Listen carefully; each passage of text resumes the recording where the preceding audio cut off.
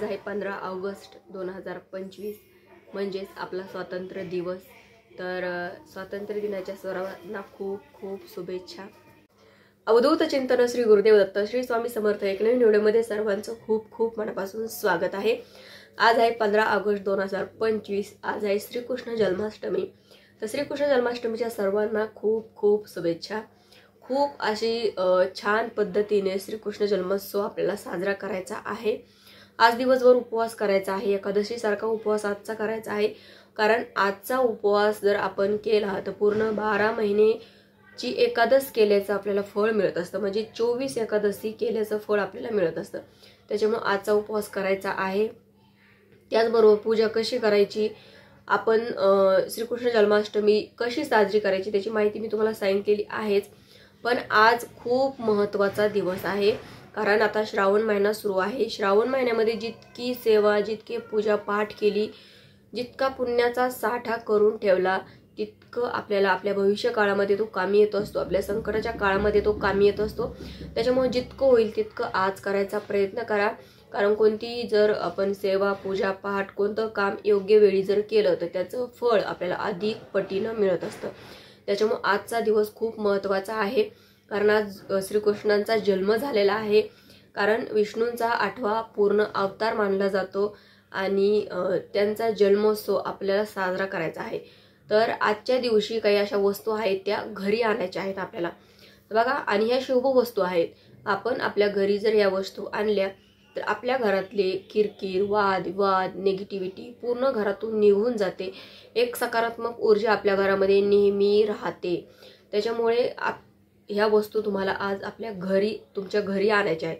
अगोदरच्या असतील तर ठीक आहे, नसेल तर आवर्जून आणून घ्या, कारण या वस्तू शुभ मानल्या जातात। त्याच्यामुळे कारण आपल्या घरातल्या वस्तू सुद्धा ठरवतात की आपल्या घरामध्ये निगेटिव्हिटी कोणत्या वस्तूंनी येते किंवा कोणत्या वस्तूने आपल्या घरामध्ये पॉझिटिव्हिटी येते। कारण घरातल्या वस्तू सुद्धा महत्त्वाच्या असतात। तर आजचा दिवस खूप महत्त्वाचा आहे, त्याच्यामुळे ह्या वस्तू घरी आल्याच पाहिजे। तर सर्वप्रथम श्रीकृष्णाला जास्त काय आवडतं ते म्हणजे गाय। तुम्ही कुठेही बघा, श्रीकृष्णाचा फोटो बघा, कुठेही बघा तुम्ही, तर तिथे गाय असते म्हणजे असतेच। श्रीकृष्णांना गायी खूप आवडायच्या। त्याच्यामुळे गाय, तुमच्या देवघरामध्ये गाय नसेल तर आज आवर्जून गाय आणा। कारण आपल्याला माहिती आहे गाय सुद्धा आपल्या भारतीय संस्कृतीमध्ये किती गायीला महत्त्व आहे। 36 कोटी देवांचा वास एका गायीमध्ये आहे। त्याच्यामुळे ही गाय आपल्या घरामध्ये असलीच पाहिजे। गाय कशी पाहिजे, ज्या गायीला आपलं वासरू दूध पिताना ती गाय असली पाहिजे, म्हणजे ज्या गायीला वासरू दूध पितंय असा ज्या गायीची मूर्ती आपल्या घरामध्ये पाहिजे। आणि ती मूर्ती कोणत्याही शुभ कामाला आपण बाहेर जेव्हा घराच्या बाहेर पडतो त्यावेळेस ती मूर्ती आपण बघून आपण जर घराच्या बाहेर पडलो आणि त्या कामाला गेलो, त्या कामामध्ये 100% आपल्याला यश येतच। त्याच्यामुळे ही गाय आपल्या घरामध्ये असलीच पाहिजे। काही नाही करायचं काम तुम्हाला, जेव्हा तुम्ही घरात मूर्ती आणता तेव्हा तिला पंचामृताने साध्या पाण्याने अभिषेक करायचा, स्वच्छ धुवून घ्यायचं आणि तिची स्थापना करायची। जास्त काही तुम्हाला करायची गरज पडत नाही। त्याच्यामुळे गायीची मूर्ती आणा। त्याच्यानंतर मोरपीस, आपल्याला माहिती आहे की श्रीकृष्णाला मोरपीस पण किती आवडतो। राधा आणि कृष्णांचं प्रेमाचं प्रतीक म्हणजे मोरपीस मानला जातो आणि तो कृष्णाने डोक्यावर धारण केलेला आहे। त्याच्यामुळे मोरपीस सुद्धा आपण आज खरेदी करून आपल्या घरी आणायचा आहे। अगोदरचा असेल तर राहू द्या, अजून नवीन आणा। कारण घरामध्ये मोरपीस सुद्धा आपल्या घरामध्ये असेल कोणाची वाईट दृष्ट आपल्या घरावर लागत नाही। घरामध्ये नजर काढण्यासाठी सुद्धा मोरपीसाचा उपयोग केला जातो। घरामध्ये मुलांच्या स्टडी रूममध्ये सुद्धा मोरपीस ठेवावा, पती पत्नींच्या बेडरूममध्ये सुद्धा मोरपीस ठेवावा, जेणेकरून त्यांच्या सांसारिक जीवनामध्ये त्यांना कोणती अडीअडचण किंवा वादविवाद भांडणं तंडणं होत नाही नवरा बायकोचे।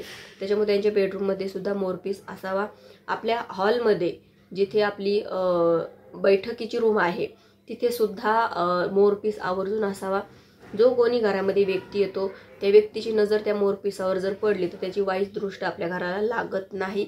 त्याच्यामुळे मोरपीस सुद्धा आपल्या घरामध्ये आपण आज जर आणला ना तर त्याचे शुभच सकारात्मक ऊर्जाच आपल्याला मिळत असते। त्याच्यामुळे मोरपीस सुद्धा आज आवर्जून आणा। त्याच्यानंतर श्रीकृष्णांच्या हातात नेहमी बासरी असायची. तुम्हाला माहितीच आहे, ती बासरी म्हणजे श्रीकृष्णांना खूप आवडायची आणि ते सतत वाजवायचे. म्हणजे गोपिका बासरी जेव्हा श्रीकृष्ण वाजवत होते तेव्हा गायी त्यांच्या जवळ जमा व्हायच्या, त्यांच्या गोपिका त्यांच्या जवळ त्या बासरीच्या धून ऐकून त्यांच्या जवळ यायच्या. म्हणजे बासरीचा आवाज असा आहे की एक आपण जसा शंख जसा वाजवतो, जितका आवाज लांब शंखाचा आवाज जाईल तितकंच ती जागा निगेटिव्हिटी निघून जाते, त्या जागेतली ती जागा पवित्र होऊन जाते. तसंच बासरीचं पण आहे. आपण बासरी जर वाजवली तर आपल्या जवळची पूर्ण निगेटिव्हिटी निघून जात असते, एक सकारात्मक ऊर्जा आपल्या आसपास राहते. त्याच्यामुळे बासरी सुद्धा आज खरेदी करून आणायची आहे. जर नवरा बायकोंचे किरकिर, वादविवाद, भांडणं तणणं असे नेहमी सारखे होतच असतील, बिलकुल त्यांचं पटतच नसेल, तर त्यांनी त्यांच्या बेडरूममध्ये बासरी आवर्जून ठेवावी. त्याच्यानंतर बासरी पण आज खरेदी करून आणा. ज्या महिलांना संतान प्राप्ती नाहीये, बघा खूप महत्त्वाची ही गोष्ट आहे. तुमच्याकडे किती पैसा असला, तुमच्याकडे किती धन दौलत असली आणि तुम्हाला संतान सुखच नाहीये, तर तुमची पूर्ण प्रॉपर्टी काहीच तुमच्या कामाची नाहीये. कारण तुम्ही किती पैसे कमवता कोणी विचारत नाही. अगोदर कोणी आपल्याला हेच विचारते की तुम्हाला किती मुलबाळ आहे.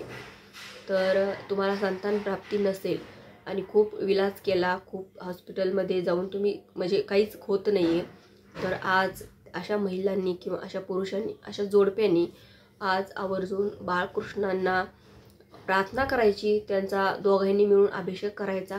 आजची गोकुळ अष्टमीचा उपवास धरून त्यांची मनोभावे संतान प्राप्तीची सेवा करायची.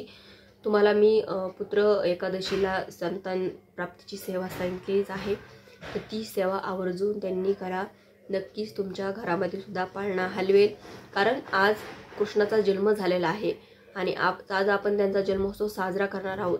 कारण त्यांना पाळण्यामध्ये अभिषेक वगैरे करून आपण त्यांना पाळण्यात ठेवणार आहोत, त्यांचा पाळणा हलवणार आहोत, पाळणा म्हणणार आहोत. तर ते सर्व काही तुम्ही करायचं आहे. दोघांनी मिळून पाळणा हलवायचा आहे. श्रीकृष्णाला मनोभावे प्रार्थना करायची आहे. नक्कीच आज 12 महिन्यापर्यंत तुमची इच्छा पूर्ण झालेली असेल.